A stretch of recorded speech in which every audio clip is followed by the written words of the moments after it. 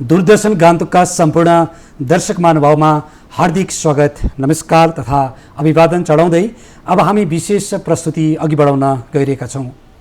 आदरणीय दर्शक महानुभाव, हामी यस विश्व धरातलमा बस्छौँ र मानव जीवनको निम्ति, विभिन्न पशु प्राणीका निम्ति, वनस्पतिका निम्ति एउटै मात्र ग्रह छ, यो पृथ्वी, जसमा हामी बाँच्न सक्छौँ र यसभित्र हामी बाँच्नको निम्ति सबै कुराको सन्तुलन हुन नितान्त आवश्यक छ र यस्ता सन्तुलन मध्येको जनसङ्ख्या पनि यसमा पर्दछ र मानवको जनसङ्ख्यालाई सन्तुलनमा जबसम्म राख्न सकिँदैन तबसम्म पृथ्वी अर्थात् प्राकृतिक संसाधनलाई पनि हामीले सन्तुलनमा नराख्न सकि यसले भयावह स्थिति पनि भोलि सृजना हुन सक्छ र पृथ्वीलाई धेरै कुराको भार पनि पर्न सक्छ र हामी मानवको स्वास्थ्य अनि मानव जीवनलाई अघि बढाउनको निम्ति अनि सुस्वास्थ्य जीवन सँगसँगै जीवनका संसाधनलाई अघि बढाउनका निम्ति कसरी हामीले हाम्रो जनसङ्ख्यालाई एकरूपताको आधारमा राख्न सकिन्छ यस विषयबारे आज विश्व चिन्तित छ र आज दिनोदिन सङ्ख्या बढ्दो छ मानिसहरूको र यसै विषयमा अध्ययन गरेर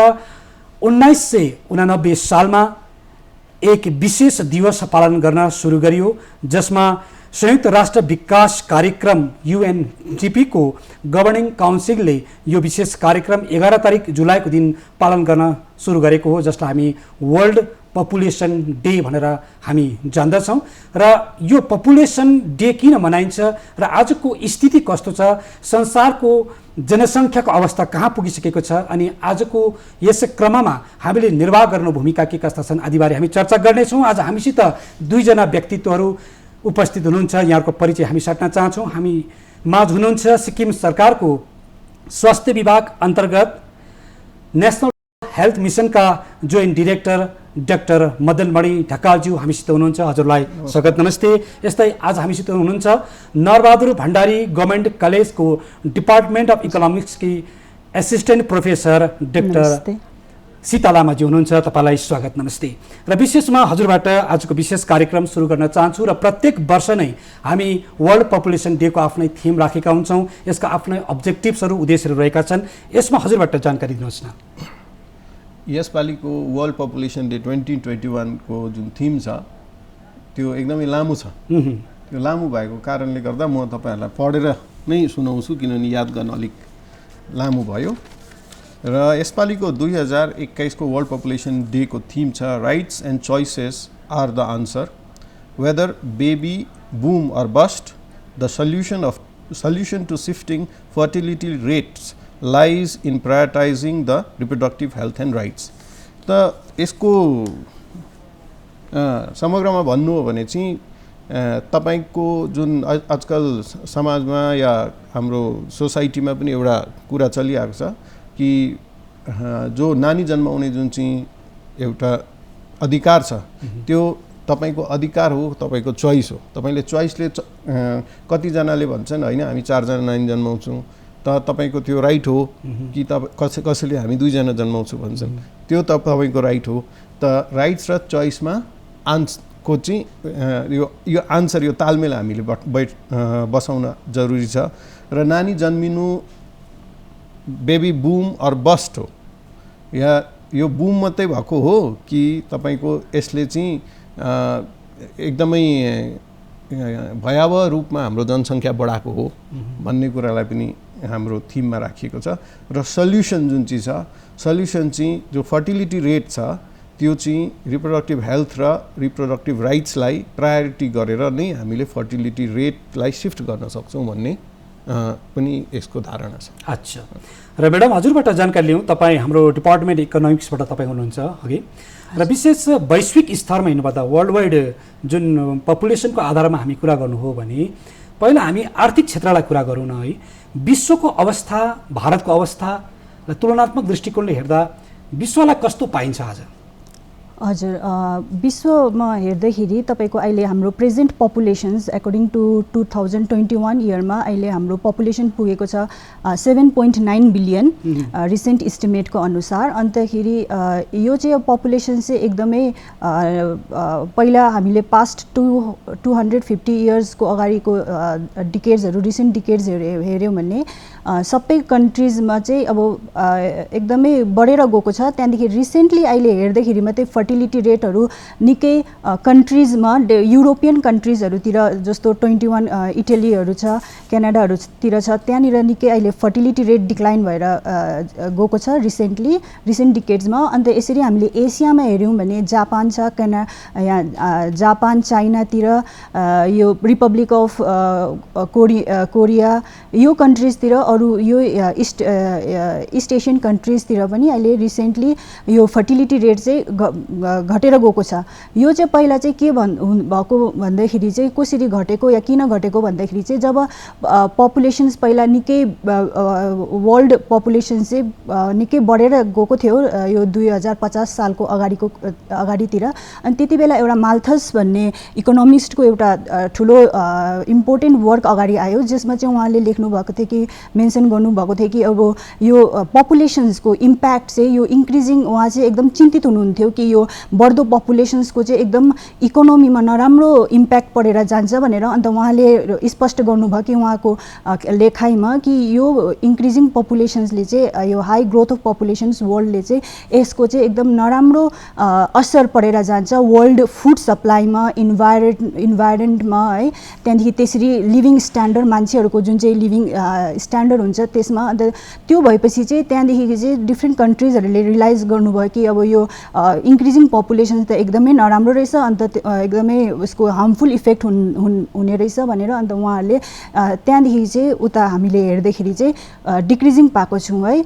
अब यहाँनिर हामीले अब भारतको सन्दर्भमा हामीले पपुलेसन हेऱ्यो भने अहिले भारत वर्ल्डमा सेकेन्ड मोस्ट पपुलस कन्ट्री छ आफ्टर चाइनामा जस्तो 1.4 बिलियन पपुलेसन छ भने इन्डियामा 1.34 छ, अन्त युनाइटेड 1.37 बिलियन जस्तो लगभग छ। अन्त युनाइटेड स्टेट्सको अनुमान अगाडि मतलब अनुसार चाहिँ इस्टिमेट्सको अनुसार, प्रोजेक्सन्सको अनुसार चाहिँ भारत चाहिँ अब छिट्टै बाई 2027मा चाहिँ चाइनालाई सरपास गरेर वर्ल्डको मोस्ट पपुलस कन्ट्री हुन सक्छ भन्ने उहाँको प्रोजेक्सन छ। अन्त अहिले रिसेन्टली हेर्दाखेरि भारतमा पनि हाम्रो फर्टिलिटी रेट्स त बढेर गएको छ। अगर भारतको पपुलेसनलाई हामीले हेऱ्यौँ भने चाहिँ India has a young population है, भनेपछि यङ पपुलेसन भन्दाखेरि 50% अफ पपुलेसन जुन चाहिँ भारतको छ त्यो चाहिँ बिलो 30 इयर्स छ। अन्त half less than 1/4 of population चाहिँ 45 देखिको या एबभ एजको हुनुहुन्छ।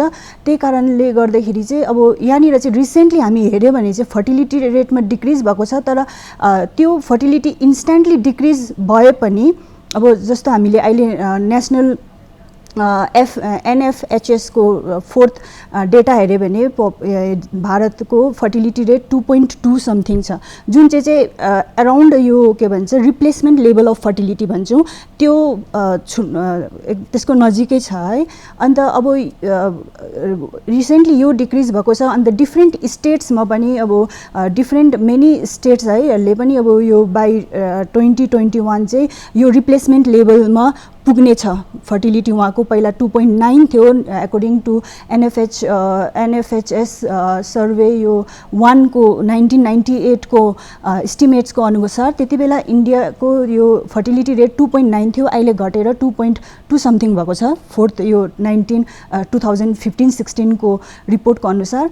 भनेपछि यहाँनिर डिक्रिज हुँदैछ, तर र पनि इन्डियाको चाहिँ अब फर्टिलिटी डिक्रिज भए पनि त्यो एउटा हामीले भन्छौँ जुन चाहिँ डेमोग्राफिक मोमेन्टम भन्छौँ, त्यो मोमेन्टमले गर्दाखेरि पपुलेसन चाहिँ एकैचोटि रिप्लेसमेन्ट लेभलमा नआएर स्टेबिलिटीमा नआएर फर सम टाइम है अझै 1-2 दशकसम्म चाहिँ पपुलेसन इन्क्रिजै हुन्छ त्यो मोमेन्टमले गर्दाखेरि चाहिँ। हजुर, त्यही कारणले चाहिँ अब यहाँनिर चाहिँ इस्टिमेसनको अनुसार यो युनाइटेड नेसन्सको इस्टिमेटको अनुसार चाहिँ 2060s मा चाहिँ इन्डिया चाहिँ पपुलेसनको पिक चाहिँ 2060s मा पुग्छ। त्यति बेला चाहिँ इन्डियाको पपुलेसन चाहिँ 1.7 बिलियन जति भएर जान्छ। अनि त्यो अब यो ह्युज जुन चाहिँ पपुलेसनमा इन्क्रिज हुन्छ त्यसले चाहिँ अब एकदम नराम्रो तनाव जुन चाहिँ भनौँ नेचुरल रिसोर्सेसतिर है, हेल्थ फेसिलिटिजतिर यसको चाहिँ एकदम नराम्रो एउटा असर पर्ने।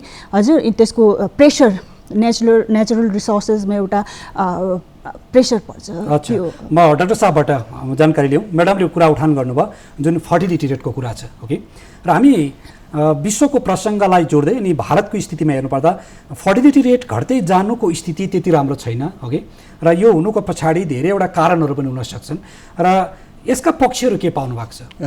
भारतको सन्दर्भमा हेर्नु हो भने चाहिँ फर्टिलिटी रेट डिक्रिज भएको हाम्रो लागि राम्रो हो। अच्छा, किन भन्दाखेरि चाहिँ तपाईँको उहाँ हाम्रो म्याडमले अघि भनिहाल्नुभयो, most of the population of India 50% भन्दा बेसी is in the state of fertility.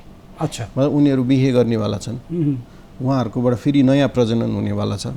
त्यसो गर्दाखेरि फर्टिलिटी रेट घट्दा पनि अच्छा, हाम्रो जुन जनसङ्ख्या छ त्यसमा वृद्धि हुने सम्भावना रहने नै छ। त्यसै कारण 2060मा गएर हाम्रो पपुलेसनको हामी पिक पाउँछौँ भन्ने कुरा छ। हजुर, अब अर्को कुरा आउँछ यसमा कि यो त भयो भारतमा, समग्रमा भारतको कुरा गर्दा पपुलेसनको total fertility rate is around 2.1 which is a replaceable population. जब तपाईँको अहिले जति पपुलेसन छ त्यसलाई बराबर रिप्लेस गर्ने परिस्थितिमा हामी छौँ।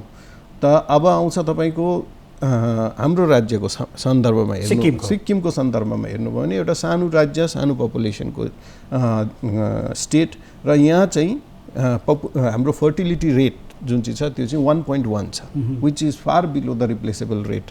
पपुलेसन स्टेबलको रेट भन्दा पनि फार बिलो छ, एउटा कुरा। अर्को कुरा, वाट इज फर्टिलिटी रेट, पहिला त्यो जान्न आवश्यक छ।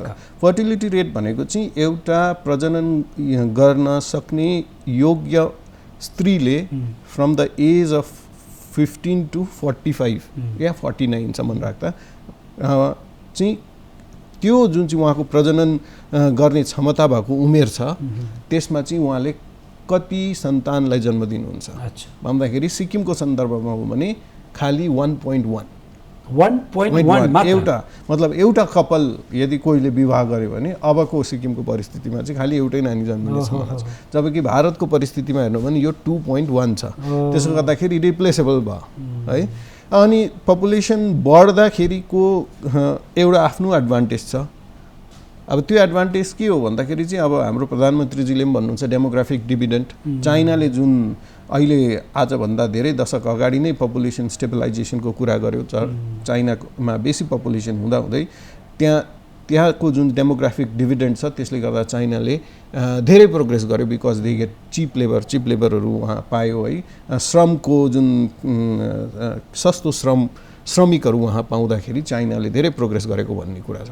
अब पपुलेसनको कस्तो पपुलेसन चाहिँ हाम्रो यो देशमा नयाँ आउँछ त्यसले पनि म्याटर गर्छ।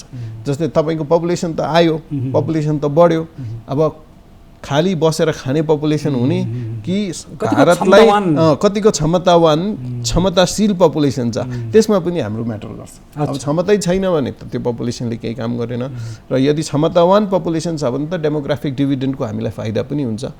त उहाँ म्याडमले अघि नै भन्नुभयो हाम्रो जुन चाहिँ रिसोर्सेसहरू छ त्यो रिसोर्सेसमा जुन प्रेसर पर्छ त्यो त अवश्य नै पर्छ, त्यसमा त कुनै दोहोऱ्याइ छैन। त्यसै कारण भारतको सन्दर्भमा हेर्नु हो भने हामीले अहिले पनि पपुलेसन कन्ट्रोलको जुन चाहिँ हाम्रो कार्यक्रमहरू छ त्यसलाई हामीले अगाडि बढाएर लानु जरुरी छ। किन भन्दाखेरि हामी किन चाहिँ नेसनल पपुलेसन डे मनाउँछौँ त भन्ने कुरा आउँछ। हामी वर्ल्ड पपुलेसन डे मनाउँछौँ त भन्दाखेरि वर्ल्ड पपुलेसन डे मनाउनुको मुख्य उद्देश्य हो जेन्डर इक्वालिटी है,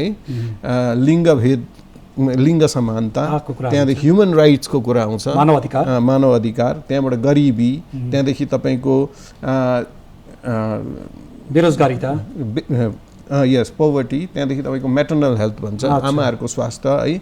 अनिखेरि जुन प्रजननको उमेरमा रहेका हाम्रा स्त्रीहरू छन् उहाँहरूको स्वास्थ्यको सम्बन्धमा हामीले के कदमहरू उचाल्नु अब अगाडि बढाउनु पर्ने हो, त्यस विषयलाई पनि लिएर हामी यो विश्व जनसङ्ख्या दिवस हामीले मनाउने गर्छौँ। हजुर, त म्याडम हाम्रो भारतकै प्रसङ्गमा कुरा गर्नु हो भने भारतको जुन अहिलेको जनसङ्ख्याको स्थितिलाई हेर्नुपर्दा सरले भन्नुभयो क्षमतावान समाजको सृजना, क्षमतावानमा जनसङ्ख्याको सृजना भयो भने मात्रै देश अगाडि जाने हो होइन।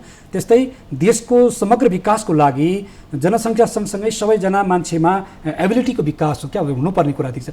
भारतको स्थिति कस्तो पाइन्छ त आज? हजुर, अहिले हामीले हेर्दाखेरि अब यो भारतमा अगर हेऱ्यो भने हामीले त्यही डेमोग्राफिक डिभिडेन्डको सरले जे कुरा गर्नुभयो, अगर यो पपुलेसन्स बढ्दाखेरि चाहिँ हाम्रो जस्ट प्रसङ्ग गरिबीको कुरा आउँछ, यहाँ बेरोजगारीको कुराहरू आउँछ, सरले भन्नुभयो फर्टिलिटी रेटको कुराहरू थुप्रो छ यहाँ हैन, र भविष्य यसले गर्दा हाम्रो भारतलाई कस्तो दिशा दिन सकिरहेको छ, यो जनसङ्ख्याको आधारमा कुन दिशामा भारत गइराखेको छ? हजुर, पहिला म भन्न चाहन्छु कि अब जुन चाहिँ डेमोग्राफिक डिभिडेन्डको कुरा गर्नुभयो सरले, अब जस्तो यहाँनिर हाम्रो पपुलेसन्स बढेर जान्छ है, पपुलेसन बढ्दाखेरि के भन्छ बढ्दाखेरि त्यसको एउटा नेगेटिभ इम्प्याक्ट पनि हुन्छ, पोजिटिभ इम्प्याक्ट पनि हुन्छ। जस्तो हामीले अगर हेऱ्यौँ भने अगर गत दशकको जुन चाहिँ हामीले डेभलपमेन्ट हेऱ्यौँ भने त्यहाँनिर दुई प्रकारको डेभलपमेन्ट भइरहेको छ। जस्तो एउटा एज स्ट्रक्चर भनौँ हामीले है, एज स्ट्रक्चरमा चेन्जेस आइरहेको छ पपुलेसनको, यो पपुलेसन वृद्धि हुँदाखेरि चाहिँ पपुलेसनको एज स्ट्रक्चरमा चेन्ज भएको छ। अन्त अर्को इफेक्ट छ तपाईँको हेल्थमा, त्यो म चाहिँ फर्स्ट एज स्ट्रक्चरमा जुन चाहिँ चेन्ज भएको कारणले अब यहाँनिर त्यो इम्प्याक्ट हेर्दाखेरि चाहिँ हामीले यहाँनिर इकोनोमिक्समा बेसिकली के हेर्छौँ भनेदेखि डेमोग्राफिक ट्रान्जिसन्स हेर्छौँ। जब गभर्मेन्ट जब यो के भन्छ पपुलेसन ट्रान्जिसन या डेमोग्राफिक चेन्ज हुँदाखेरि चाहिँ यसले चाहिँ पपुलेसनलाई मात्रै बढाउँदैन, त्यहाँनिर एज स्ट्रक्चरलाई पनि चेन्ज हुन्छ। अब यो चेन्ज हुँदाखेरि चाहिँ जुन चाहिँ हामीले बेबी बुम भन्छौँ नि, यो ट्रान्जिसन पिरियडमा चाहिँ जब हाई फर्टिलिटी रेटदेखिको अब के भन्छ हाई मोर्टालिटी रेटदेखिको जब एउटा कन्ट्री सिफ्ट हुन्छ अर्को रिजिममा to low fertility rate to low death rate, त्यति बेला जुन चाहिँ बेबी बुम भएको हुन्छ त्यो बेबी बुम अब यो तपाईँको सन्दर्भमै हेर्दाखेरि चाहिँ मैले बेबी बुम जुन चाहिँ हुन्छ त्यो that means there will be a huge number of new babies है, नयाँ चिल्ड्रेनहरू हुन्छ। यो बेबी बुम भएको कारणले गर्दाखेरि चाहिँ अब उनीहरू यसको चाहिँ के इन्फ्लुएन्स छ भनेपछि एउटा आर्थिक कन्सिक्वेन्सेस हुन्छ, इकोनोमिक कन्सिक्वेन्सेस हुन्छ। यो नयाँ जति बेसी चिल्ड्रेन्सहरू उनीहरूको बेसी रिसोर्सेसहरू हामीले उनीहरूको स्कुलिङमा के भन्छ खर्च गर्नु पर्यो, उनीहरूको लालन पोषणमा भनौँ, एजुकेसन्समा, फुड क्लोदिङतिर है, अन्त उनीहरूको म्याटर्नल केयरतिर बेसी रिसोर्सेस हामीले स्पेन्ड गर्नुपर्छ। हामीले त्यो भनेपछि यो रिसोर्सेसहरू चाहिँ कहाँबाट आउँछ भन्दाखेरि चाहिँ अब त्यो डाइभर्ट गर्नु पर्यो हामीले रिसोर्सेस, जुन चाहिँ रिसोर्सेसहरू हामीले डेभलपमेन्टमा खर्च गर्नु सक्छौँ है, इन्भेस्ट गर्नु सक्छौँ। जस्तो फ्याक्ट्रिजहरू बिल्ड गरेर या इन्डस्ट्रिजहरू बिल्ड गरेर नयाँ अपर्च्युनिटिज टेक्नोलोजिज रिसर्चमा त्यो रिसोर्सेसहरू चाहिँ त्यहाँ इन्भेस्ट नगरेर चाहिँ अब यहाँ हामीले नानीहरूको जुन चाहिँ बेसी नानीहरू जुन चाहिँ त्यो बेबी बुमको कारणले भएको छ उनीहरूको त्यसमा खर्च गर्नु पर्यो। अनि त्यो गर्दाखेरि चाहिँ अब यहाँनिर आर्थिक रूपमा हेर्दाखेरि चाहिँ हामीले यहाँनिर यो के भन्छ फर्टिलिटी रेट हाई हुनु कारणले या बेबी बुमले गर्दाखेरि हाम्रो जुन चाहिँ इकोनोमिक ग्रोथ भन्छ त्यो इकोनोमिक ग्रोथलाई स्लो डाउन गर्छ त्यो रेटलाई यसले, किनभने अब रिसोर्सेसहरू हामीले त्यसमा इन्भेस्ट गर्नु सकेनौँ त्यो कारणले। अन्त अर्को चाहिँ अब यो जुन चाहिँ बेबी बुम हामीले भन्दैछौँ त्यो त अब ओभियसली आफ्टर सम 15 इयर्स या 25 इयर्स उनीहरू त वर्क फोर्समा पार्टिसिपेट गर्नुहुन्छ है, उनीहरू केही काम गर्नुहुन्छ, they will enter the labour force. गरेपछि उनीहरूले अब के एक्सप्यान्ड गर्छ भनेपछि कन्ट्रीको लेबर फोर्स जुन चाहिँ हुन्छ वर्क फोर्स त्यो बढेर जान्छ, एक्सप्यान्ड हुन्छ। अन्त त्यही कारणले पर क्यापिटा जुन चाहिँ इकोनोमिक ग्रोथ रेट भन्छौँ हामीले पर क्यापिटा त्यो पनि बढेर जान्छ त्यो बेसिसमा। भनेपछि यहाँ डेमोग्राफिक डिभिडेन्ड भन्दाखेरि अब हामीले त्यो के डिफ्रेन्ट फोर्सेस डिस्टिङ्क्ट फोर्सेसहरू हुन्छ यहाँनिर त्यो हेर्नु पऱ्यो भने चाहिँ है, हेर्नु पऱ्यो भने जस्तो लाइक यो तपाईँको यो जुन चाहिँ expansion of working force labour force due to when this boomer जुन चाहिँ बेबी बुमर्स हुनु उनीहरू लेबर फोर्समा जब एन्ट्री गर्दाखेरि हाम्रो त्यो लेबर फोर्स बढेर जान्छ, प्रोडक्सन क्यापेसिटी बढेर जान्छ, नेसनल इन्कम बढेर जान्छ।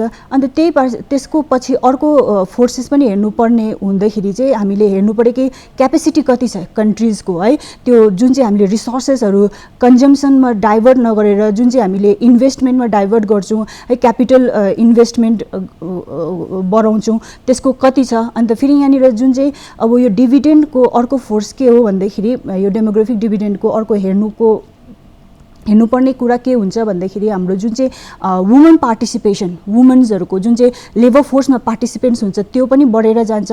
त्यो बढ्नुको कारण चाहिँ बढ्दाखेरि चाहिँ अब फर्टिलिटी रेट घट्यो है, त्योहरू हुन्छ, सेभिङ बढेर जान्छ। किनभने जुन चाहिँ वर्किङ एज हुन्छ त्यही नै एकदम पपुलेसन्सको प्राइम एज हुन्छ जब सेभिङ्स उनीहरूले सेभिङ्स पनि गर्छ बेसी है, त्यो बढेर जान्छ, किनभने वर्किङ एजै उनीहरूको प्राइम एज अफ सेभिङ हो है, जहाँनिर उनीहरूले which is very important for the accumulation of human capital है। अन्त यही एज चाहिँ एउटा इनोभेसन्सहरू गर्ने उयो पनि हुन्छ, किनभने इनोभेसन्सहरू यङ एज पपुलेसन्सहरूकोबाट आउँछ। अन्त त्यसरी नै सेभिङ्सलाई बढोत्तरी दिन्छ। अन्त अब मैले अर्को पोजिटिभमा हेऱ्यो भने अब हामीले सन्दर्भमा अगाडिको केही इक्जाम्पल्स हेऱ्यौँ भने यहाँनिर इकोनोमिकको ग्रोथ रेट अगर हामीले अरू कन्ट्रिजको इस्ट एसियन कन्ट्रिजको या सब साहारान कन्ट्रिजको हेर्दाखेरि इस्ट एसियन कन्ट्रिजको जुन चाहिँ एउटा डेमोग्राफिक ट्रान्जिसनले गर्दाखेरि उहाँहरूको एउटा इकोनोमिक ग्रोथ एकदम बढेर गएको थियो। ग्रोथ रेट 6.4% थियो ड्युरिङ 1975 2005 को 10 टाइममा एकर्डिङ टु यो वर्ल्ड ब्याङ्कको स्टडिजको अनुसार। अन्त त्यो किन भएको या सब साहारान कन्ट्रिजको हेऱ्यो भने उनीहरूको ग्रोथ रेट एकदमै जिरो थियो। अन्तखेरि यो किन भएको भन्दाखेरि रिसर्च गर्दाखेरि इकोनोमिस्टहरूले के पाउनुभयो भन्दाखेरि चाहिँ यो चाहिँ डेमोग्राफिक ट्रान्जिसनले गर्दाखेरि त्यो इस्ट एसियन कन्ट्रिजमा त्यो टाइममा उनीहरूको डिपेन्डेन्सी रेसियो भन्छौँ हामीले, त्यो dependency ratio working age population per dependent है, त्यो चाहिँ एकदम लो थियो। त्यो लो हुनुको कारणले गर्दाखेरि के भन्छ इस्ट एसियन कन्ट्रिजमा एकदम इकोनोमिक ग्रोथ बेसी भएर गएको थियो। अब यसको तात्पर्य यो मात्रै होइन कि हामीले हाम्रो डेमोग्राफिक यो चेन्ज इज डेस्टिनी हो भनेर, तर यो प्राप्त गर्नुको लागि चाहिँ अब पपुलेसन ग्रोथ भयो भने है एज स्ट्रक्चर चेन्ज हुन्छ अटोमेटिकली इकोनोमिक ग्रोथ हुन्छ भन्ने होइन। यहाँनिर यसको लागि चाहिँ सफिसियन्ट अब पोलिसिजहरू जुन चाहिँ गभर्मेन्टले पोलिसिजहरू ल्याउनुहुन्छ त्यो चाहिँ एकदम फेभरेबल पोलिसिजहरू लिनु पर्यो, इम्प्लिमेन्ट गर्नु पर्यो है, एकदम फेभरेबल हुनु पर्यो। अन्त के भन्छ अगर यो भएन भने हामीले त्यसलाई के भन्छ अगर यो डेमोग्राफिक डिभिडेन्ड भन्ने जुन चाहिँ कुरा हुन्छ यसले चाहिँ हाम्रो इकोनोमिक ग्रोथ रेटलाई बढाएर जान्छ, त्यो चाहिँ एकदम लस्ट भएर जान्छ। या त्यसले चाहिँ त्यसको हामीले यो गर्नु सकेनौँ भने क्षमता भएन भने चाहिँ हाम्रो इकोनोमिक डिभिडेन्ड होइन डिजास्टर भएर जान्छ, किनभने खतरा स्थिति जन्मन सक्छ भोलिको दिनमा। हजुरको प्रसङ्गलाई एकछिन रोक्दै म सरसित जानकारी लिन चाहन्छु। र तपाईँ नेसनल हेल्थ मिसनको जोइन्ट डिरेक्टर पनि हुनुहुन्छ र सिक्किमबाट, र भोलिको दिनमा हामीले हाम्रो जुन जनसङ्ख्याको अनुपातलाई सन्तुलनमा ब्यालेन्समा लिएर पनि जानु छ अघि। र आज हाम्रो चुनौतीपूर्ण स्थितिहरू हामी अगाडि छन्। आज कोभिड-19 कोरोना भाइरसका सङ्क्रमणको अवस्थाहरू छन्, यो कारणले पनि कतिवटा भयावह स्थिति जन्मिन सक्छ। यी सबै कुरालाई सन्तुलनमा राखेर लिएर जानका लागि के कस्ता प्रकारका स्वास्थ्य क्षेत्रमा महत्त्वपूर्ण राष्ट्रिय कार्यक्रमहरू, राज्य सरकारले सञ्चालन गरेका कार्यक्रमहरू समावेश छन् होला, हजुरबाट तपाईँ जानकारी पाउनु। हाम्रो नेसनल हेल्थ मिसन अन्तर्गत हाम्रो फ्यामिली प्लानिङ विङ अलग्गै छ। त्यसमा तपाईँको हामी जो जन्मेका नानीहरू छन् उहाँहरूको स्वास्थ्यलाई उहाँहरूको स्वास्थ्य नबिग्रोस् भनेर युनिभर्सल इम्युनाइजेसन प्रोग्राम हामी गर्छौँ। त्यहाँदेखि भएन हाम्रोमा राष्ट्रिय बाल सुरक्षा कार्यक्रम छ, आरबिएस के भन्छ, अनिखेरि एडोलेसेन्ट फ्रेन्डली क्लिनिक्सहरू हामीले खोलेका छौँ। त्यहाँदेखि भएन यो सिक्किमको सन्दर्भमा जनसङ्ख्या नियन्त्रणको जुन चाहिँ कार्यक्रम भारत सरकारको छ र हम दो हमारे दो को नारा छ, त्यसलाई हामीले भारतको जुन मेनल्यान्ड इन्डिया छ जहाँ पपुलेसन अहिले पनि जुन ग्रोथ रेट छ 2.5 देखि 2.1 देखि बेसी छ, it is in the replaceable rate, त्यो रेटमा सिक्किमको पपुलेसन जुन इन्डिजिनस पपुलेसन छ त्यसको रेट छैन। र यही हिसाबको यदि हाम्रो जुन टोटल फर्टिलिटी रेट रह्यो भने, जस्तै मैले अघि भने एउटा कपलले एउटा नानी जन्माउने स्थिति छ र यो नेक्स्ट 50 इयर्समा सिक्किमको जुन चाहिँ रैथाने सिक्किमेहरू छन् उहाँहरूको उपस्थिति सिक्किममा कम भएर जाने देखिएको छ। यस्तो होइन कि सिक्किमको पपुलेसन बढेको छैन, तर जुन अवस्थामा बढ्दैछ त्यो जुन हामी सेन्सस गर्छौँ 2011 को सेन्सस भयो, 2021 मा सेन्सस हुनेवाला छ, त्यसमा हामीले बेसी पपुलेसन देख्नु स्वाभाविक हुन्छ। तर त्यो सेन्सस जुन चाहिँ छ त्यो इमिग्रेटेड पपुलेसनको कारणले पनि हुनसक्छ। जो इन्डिजिनस पपुलेसन ड्विन्डल हुँदै गए पनि हामीले सिक्किममा डिकेडल ग्रोथ रेट हेऱ्यौँ भने के पाउनु भएको छ त सर? यसको मूल कारण चाहिँ किन चाहिँ भन्दाखेरि म एक दुईवटा गाउँमा हाम्रो पिएचएचसीहरू छ त्यसको भिजिटमा गएको थिएँ र त्यहाँ मैले हाम्रो हरेक गाउँमा आशा, सबैले जानेकै वर्करहरू आशा वर्करहरू छन् र आशा वर्करहरूले त्यो गाउँमा त्यो कति जन्मिन्छन् त्यो साल र कति मर्छन् त्यो साल त्यसको आँकडा राखेको हुन्छ र एक दुईवटा गाउँमा मैले के पाएँ भन्दाखेरि मैले सोधेँ यो मेरो चासोको विषय रहेको कारणले गर्दा तपाईँहरूको गाउँमा यो साल कति जन्मे र कति खसे त्यो सोद्धाखेरि 2 जना जन्मेको पाइयो 8 जना खसेको पाइयो त नेगेटिभमा पपुलेसन इन्डिजिनस पपुलेसन जाँदैछ। अब यसको धेरै मुख्य कारणहरू छन् जस्तै सिक्किममा महिलाहरू सशक्त छन् त महिलाहरूको बिहे गर्ने जुन उमेर छ त्यो 30 बाट प्लस भएको छ। त्यहाँबाट फेरि अर्को हामीले के देखेका छौँ भन्दाखेरि प्रायः जस्तो सिक्किममा जुन डेलिभरी हुँदैछ त्यो डेलिभरी सिजेरियन सेक्सनले हुँदैछ। अहिले सिक्किमको सन्दर्भमा हेर्नु पर्यो भने प्रेग्नेन्सी जुन चाहिँ छ त्यसलाई एउटा बिमारीको रूपमा हेर्न थालिएको छ, जबकि यो एउटा प्राकृतिक प्रक्रिया हो। तर यसलाई चाहिँ अहिले कोही प्रेग्नेन्ट भयो भने त्यो चाहिँ बिमार हो, उसलाई नर्मल मान्न छोडियो। त्यसो गर्दा डेलिभरी चाहिँ एउटा डिजिज भयो। त्यसले गर्दा प्रायः जस्तो सिजेरियन सेक्सन हुन थाल्यो। प्रायः जस्ता महिलाहरू त्यो प्रसवको पीडा सहनु भन्दा बरु म सिजेरियन गर्छु भन्ने भयो। अब सिजेरियन गरिसकेपछि लोग्नेलाई पनि एउटा एक प्रकारको भय हुनसक्छ या परिवारलाई पनि एक प्रकारको भय हुनसक्छ कि फेरि पनि अपरेसन गर्नुपर्छ, एउटा नानी जन्मिगयो, त्यो पनि एउटा फ्याक्टर छ। अर्को हामीले समाजमा के देखेको छ, यो सरसर्ती हो, 100% भन्न सकिँदैन, तर सरसर्ती देख्दाखेरि जसको पहिलो नानी छोरा जन्मेको छ उसले फेरि अर्को नानी जन्माउने त्यति प्रयास गरेको देखिएन। छोरी जन्मेको छ भने फेरि अर्को नानी प्रायः घरमा हामीले देखेका छौँ। त यो पनि एउटा कारण हुनसक्छ। तेस्रो कारण मैले अघि भने सिक्किममा इन्फर्टिलिटीको केसहरू पनि बहुत बढेर गएछ। त्यस्ता बहुत हामी कपलहरू पाउँछौँ, जोडाहरू जसको नानी छैन, 30 वर्षदेखि बेसी भएका छन्, उहाँहरू अहिले इन्फर्टिलिटी क्लिनिकमा धाइरहेका छन् है, उहाँहरूको लागि बच्चा चाहिएको छ उहाँहरूलाई। त्यस्तो पनि अवस्था छ। र समग्रमा हेर्नु भने हाम्रो योभन्दा अगाडि जुन चाहिँ फ्यामिली प्लानिङको प्रोग्राम थियो त्यो यस्तो सशक्त रूपमा सिक्किमे जनमानसमा हामीले पुर्याउन सक्यौँ कि उहाँहरू बच्चा कम्ती हुनुपर्छ, सिक्किममा पपुलेसन कम्ती हुनुपर्छ, हाम्रो नानी कम्ती भयो भने हामीले राम्रो परवरिश हाम्रा नानीहरूलाई गर्न सक्छौँ भन्ने जुन नारा छ, जुन स्वास्थ्य विभागले दियो, त्यो एकदमै राम्रोसँगले, यति राम्रोसँगले कि उहाँहरूले त अब बच्चा जन्माउनै छोड्ने स्थिति आएर अहिले त तपाईँको यो 2-3 वर्ष अगाडि त 2 देखि 3 जना जन्माउनेलाई चाहिँ सिक्किममा के अरे इन्सेन्टिभ दिने पनि प्रावधानहरू राखिएको थियो। र हाम्रो सिक्किमको सन्दर्भमा हेर्दाखेरि चाहिँ हामीले यो जुन पर्मानेन्ट स्टरलाइजेसनको प्रोसेसहरू छ त्यसमा चाहिँ हामीले कमी पो गर्नुपर्ने हो कि, या हामी चाहिँ पहिला के गर्थ्यौँ, मान्छेलाई काउन्सिलिङ गर्थ्यौँ कि तपाईँ पर्मानेन्ट गर्नुहोस्, ट्युबेक्टोमी गर्नुहोस्, भेसेक्टोमी गर्नुहोस् है, लाइगेसनहरू गर्नुहोस्, नानी कम्ती जन्माउनुपर्छ भने अहिले त हामीले भन्नै परेको छैन, उहाँहरूले नै जन्माइरहेको छ, आफै कम्ती भइरहेको छ। यो कम हुँदाखेरि जुन चाहिँ सिक्किमको जुन चाहिँ भाषा कल्चर यो विविध जुन चाहिँ छ हाम्रो, यो सनै सकिएर जाने पनि सम्भावनाहरू हामीले देखेका छौँ।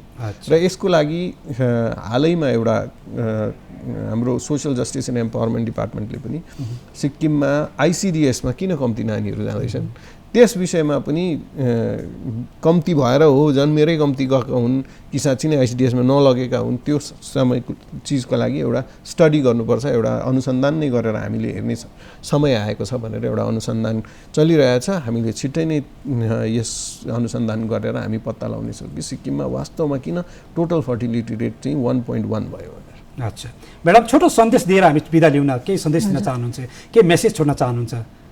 हजुर, मेसेज अब हाम्रो चाहिँ अब हेर्दाखेरि अब सिक्किमको सन्दर्भमा हेर्दाखेरि हुनु त पपुलेसन एकदम इन्क्रिज हुनु चाहिँ यसको एकदमै नराम्रो प्रभाव छ। जस्तो के भन्छ यसले एउटा वर्ल्ड के भन्छ फुड सप्लाईमा हाम्रो प्रेसर एकदम इम्प्याक्ट हुन्छ, रिसोर्सेसतिर, नेचुरल रिसोर्सेसतिर इम्प्याक्ट गर्छ।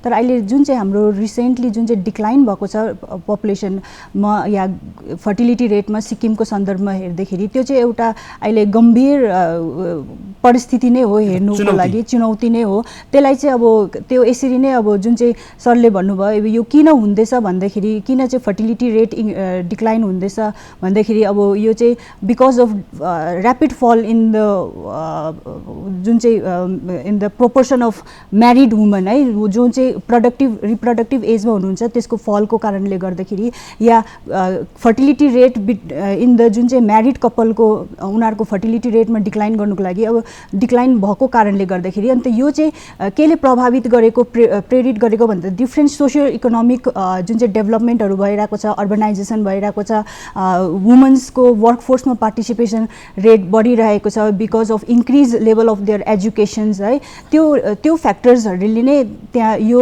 डिक्लाइन गर्नुमा एउटा प्रेरित गरिरहेको छ। तर अब यो हामीले अगर राम्रोसँग हेऱ्यौँ भने चाहिँ यो फर्टिलिटी रेट डिक्लाइन गर्नुको लागि पनि अब जुन चाहिँ एउटा हुँदै नै एउटा नर्म भएर जान्छ स्मल फ्यामिलिज अन्त जो क्यारियर्सहरू अब वुमनको पर्सेप्सन्सबाट हेऱ्यो भने अब ह्याभिङ मोर चिल्ड्रेन है एउटा यसले उनीहरूको क्यारियरमा बाधा डालेर they delay their marriage age है, दे डिले यो गर्दाखेरि चाहिँ। तर यो अब हामीले इकोनोमिक पर्सपेक्टिभमा हेऱ्यो भने चाहिँ यो डिक्लाइन हुनु चाहिँ एउटा गम्भीर विषय नै हो, सिरियस प्रब्लमै हो। अब किनभने यो हुँदाखेरि हाम्रो के भन्छ फ्युचर्समा गएर ओल्ड एजको पपुलेसन्सहरू बढोत्तरी भएर आउँछ, जुन चाहिँ उनीहरूको चाहिँ ओल्ड एजमा पपुलेसनमा बढोत्तरी भयो भने चाहिँ अब त्यहाँ उनीहरूको एउटा हाई मोर्बिडिटी भन्छौँ नि उनीहरूको त्यो हुन्छ। अन्त हामीलाई गभर्मेन्टले त्यो हेल्थ सेक्टरमा एकदम मजाले प्रोपर पोलिसिज इम्प्लिमेन्ट गर्नुपर्ने हुन्छ, किनभने अब जति पपुलेसन्सहरू फ्युचर्समा हायर हुँदै गयो उहाँहरूको जुन चाहिँ मोर्बिडिटी रेट जुन चाहिँ हाई हुन्छ त्यसलाई हेरेर चाहिँ त्यही अनुसारले गभर्मेन्टले अब पोलिसिजमा चेन्जेस ल्याउनु पर्ने हुन्छ, हेल्थ सेक्टरमा चेन्जेस ल्याउनु पर्ने हुन्छ। अन्त यसको अरू पोजिटिभ इम्प्याक्ट पनि छ, नेगेटिभ पनि इम्प्याक्ट पनि छ। अन्त यो हेर्दाखेरि चाहिँ अब गभर्मेन्टको अहिले प्रेजेन्ट पोलिसी स्ट्राटेजी कस्तो छ है त्यसलाई चाहिँ एकदम गम्भीर रूपमा सिरियसली हेरेर त्यसमा चेन्जेस ल्याउने अवस्था पनि देख्दैछौँ। हजुर, त आज हामीले चर्चा गर्दै गर्दै हाम्रो निर्धारित समय पुरा भएको छ। हामीले विश्व जनसङ्ख्या दिवसका पावन उपलक्ष्यमा विशेष जानकारी प्रस्तुत गऱ्यौँ र विश्व स्तरमा हेर्नुपर्दा आजको जनसङ्ख्याको जुन वृद्धि भइराखेको छ यो अति नै दुःखदायी स्थितिहरू भविष्यमा पो जन्मिन सक्छ कि यसले भयावह स्थिति पो सृजना गर्छ कि भन्ने शङ्का छ।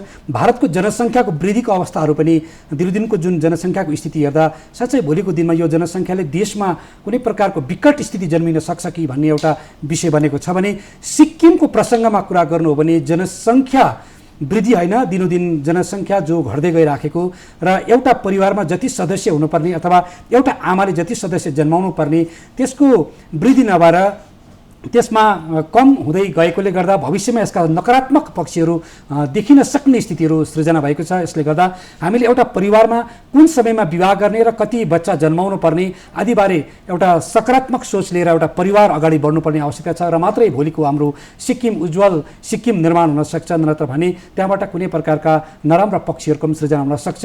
र हामी सबैले निर्धारित समयमा विवाह गरौँ या एउटा परिवारलाई सही दिशामा लिएर जाउँ ताकि हाम्रो सिक्किममा कुनै प्रकारको जनसङ्ख्याको कारणले गर्दाखेरि कुनै भयावह स्थिति नजन्मियोस् भन्ने कामनासितै आजको यस विशेष कार्यक्रमलाई यही विसर्जन गर्दछौँ। र हजुरहरू आज हाम्रो स्टुडियोमा आइदिनु भयो र महत्त्वपूर्ण विषयमा चर्चा गर्न पाइयो। धेरै धेरै धन्यवाद। नमस्कार। नमस्ते।